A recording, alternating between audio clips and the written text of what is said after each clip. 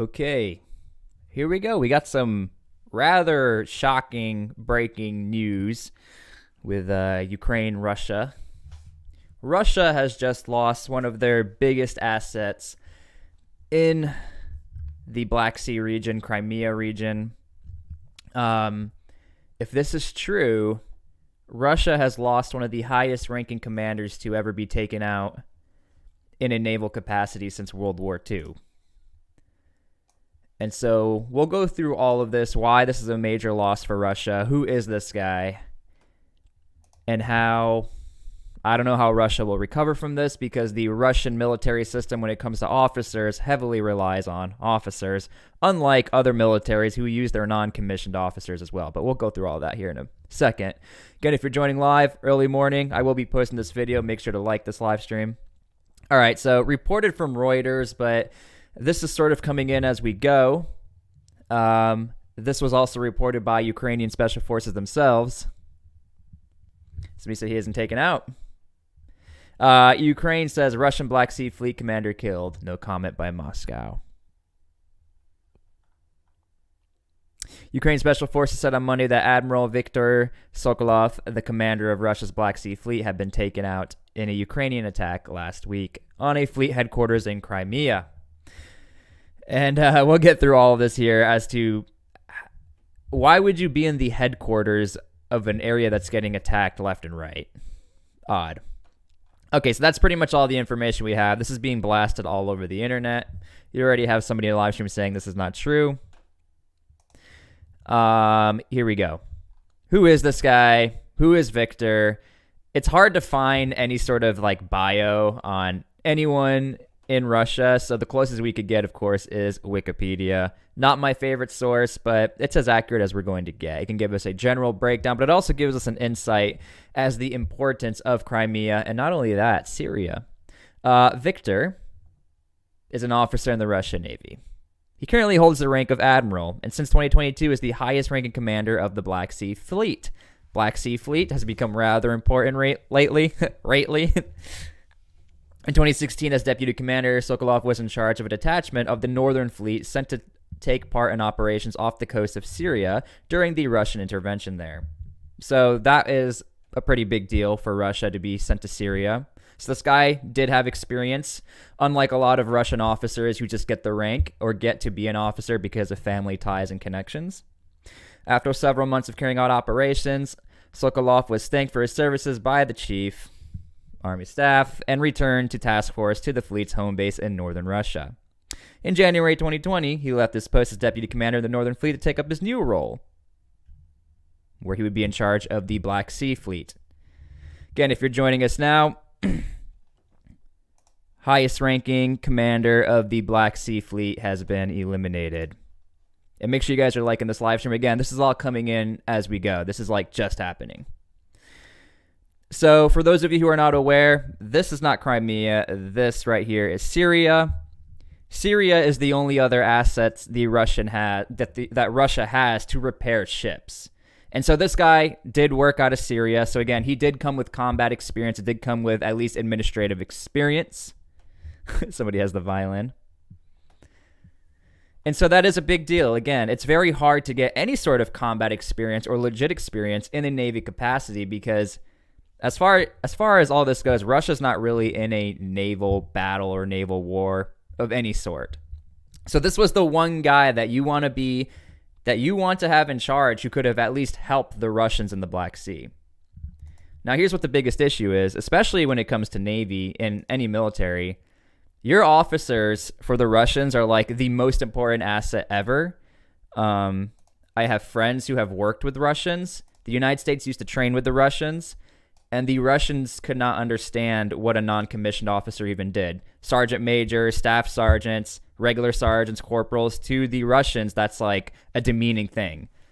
Whereas in most militaries in the world, you have non-commissioned officers and you have officers, and they work side by side, where the officers will typically give you the administrative roles, and the non-commissioned officers will be boots on the ground actually getting the job done. That's right. Please like the live stream, and I will be posting this. Now, the question is this.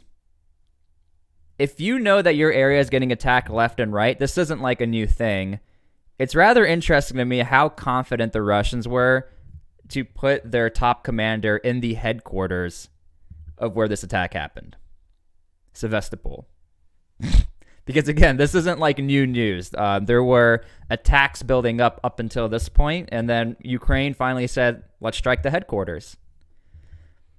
And so again, Ukraine special forces are saying not only him, but many others were injured and there were other casualties. Now, I am not discrediting Ukraine. I'm not saying anything bad about them, but we don't have any other information as to someone else reporting this because Moscow is not reporting this. This right here is the fleet in the Black Sea at full capacity. This is who this guy was in charge of, all these ships, and not only that, sailors and the area of operation.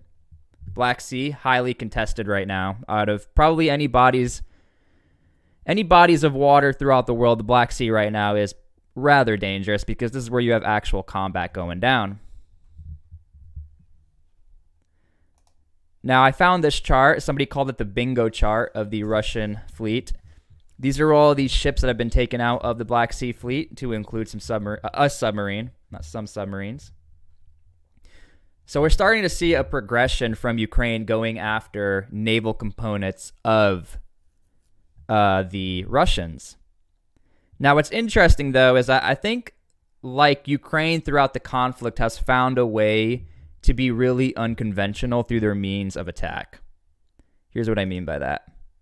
First things first, we're starting to see more Ukrainian special forces get involved as far as maritime force. Recently, we just had Ukrainian special forces capture an oil rig off the coast of Crimea where they captured and videotaped the whole thing. All of this looks to be U.S. gear. That looks like an M4. I think that's my helmet I used to wear when I was in the Army. I'm kidding. And again, all of it was captured on video. You can go check that out. But the reason why I'm showing you this is to show you how Ukraine is like caught up in this naval battle without using conventional means. And I think Russia is going to struggle with this, especially now that their top ranking commander has been eliminated. This is not good for Russia, especially in the area of Crimea. And I'll show you that in a second, where there's only a few places you can get attacked from, or at least enter and exit. Something else we're seeing more and more of, and the Russians have not seemed to figure this part out yet, is that Ukraine has gone to drone boats. You have cameras, detonators in the front, and this has been highly effective because even if they don't hit their target, that means Crimea and the Russians have to be on constant high alert. So now they got to look up, they got to look down, and they might also have to look out for potential boots on the ground where you have actual special forces, maritime forces jumping on your oil rigs. And of course, if you guys are not aware, you had the combat kayak. Well, I'm going to be honest with you. Ukraine has had many good ideas. I don't think this one was a good idea. I'm just being honest. As someone who's an avid kayaker and somebody who has worked with grenade launchers in the Army, I don't know. I'll leave it up to you guys. Ukraine has had many great ideas, but this one, I'll give them some credit. Now, as far as Crimea goes, like we talked about before, a lot of action has been popping off here lately. Like left and right, all you see is Crimea, Crimea. And with good reason. Russia needs Sevastopol. Russia cannot lose Sevastopol. If they lose Sevastopol, this conflict's over for Russia. This is where they dock all of their ships. That's why the headquarters is here. Again, I question as to why the fleet commander would be stationed in the worst part of the conflict. But that, again, this proves my point that Russia heavily relies on their officers to be in areas. So don't be surprised if you see more and more Russian officers getting taken out left and right because they don't rely on their non-commissioned officers. I mean, this guy could have been working like out of the Russia's version of the Pentagon and just getting phone calls or emails. But nope, they put him right on the front line. This is technically the front line for a naval capacity. Because what you need to understand in Sevastopol, these are what are called deep warm water ports. And if you've been watching since the beginning, the only other option the Russians have is over in Syria. So Sevastopol is a location that Ukraine is highly contesting, and Russia needs Sevastopol. I'm going to be honest with you. If Sevastopol ever gets recaptured by Ukraine, it's over for the Russian fleet. Because then all they have is Syria, but they also lose a lot of access in Ukraine.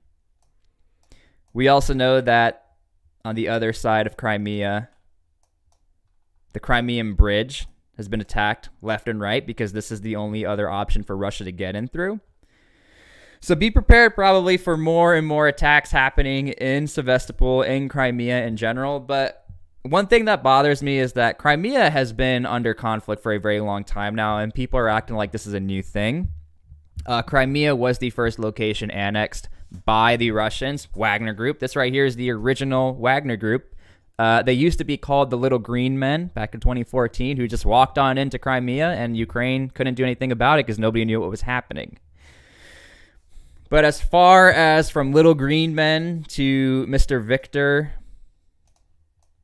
yeah, that's all we know right now. I'm sure we're going to see a lot of mixed reports of this guy hasn't been taken out, this guy has been taken out, but this is what's being reported today. Somebody gave me a $2 donation. Somebody make him lose a sentence, Joe Biden. I'm curious what Joe Biden has to say. Anyway, so yeah, that's what's currently going on right now. Russia has not commented on anything. This is being reported from Ukrainian Special Forces. And Ukrainian Special Forces have been really going in on Crimea, attacking oil rigs, identifying massive naval targets, going straight for the head of the dragon or the head of the snake. This is the guy you want to go after. This is the guy they got. We'll see who Russia replaces him with because they got to do it quick.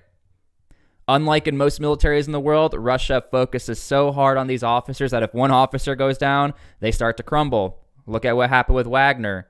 I know Wagner is not a legitimate military, but they kind of are. They use the same rank structure where Prigozhin was the head officer. Now that he's gone, where's Wagner? They're falling apart in Africa themselves. So anyway, okay. Thank you guys for being here. Make sure you guys like the live stream. And I want to see what you guys have to say. I'm going to post this video. Go comment on the posted video. This is pretty early for me, but hey, it's breaking news. It is what it is. So we'll see you guys later. Head over to the posted video. Leave your comments. And curious what you guys have to say. See ya.